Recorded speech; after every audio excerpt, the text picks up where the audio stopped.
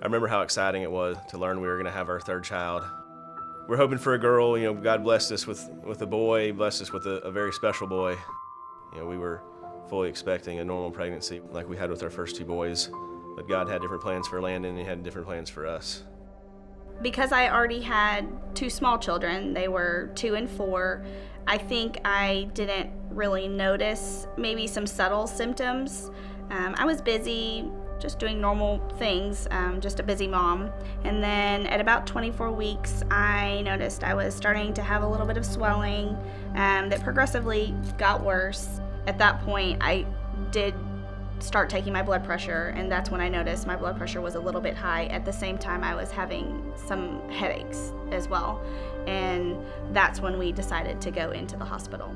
I remember Dr. Singleton coming in about 8, 9 o'clock at night into our room, and you could tell by the look on his face he didn't have good news. So it's that time we learned that Landon was going to be born on that night. So about 11 o'clock, they had her prepped for her C-section, and I can still remember Dr. Singleton taking Landon and handing him to the NICU nurses, and from the wrong angle, you wouldn't even be able to see him through his hand. I remember him going next door into the other room. I remember hearing alarms going off, and I remember hearing a very faint cry before they got him to the NICU. Over the next 156 days, Landon's home was the NICU, and we divided our time between the NICU and with our other children. We had lots of people help us and family to help us out, and we talked about him having good days and bad days, and that's kind of what it was like. It was a roller coaster.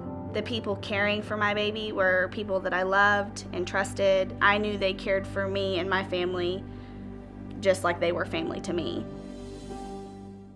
After 156 days in the hospital, we were able to bring Landon home to what we often joke about as our own hospital room at home. Landon was on continuous tube feeds. He was on continuous oxygen.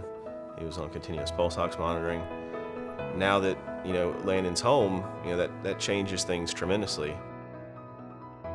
At the time, we couldn't really take Landon out many places, so the boys just kind of had to be content staying home. We didn't really go anywhere because we were so afraid of Landon being exposed to too many germs. The boys were very cooperative in staying home. We did a lot of activities and things at home just so we could kind of protect Landon and keep him away from things. So they did kind of have to adjust, and that was part of our new normal.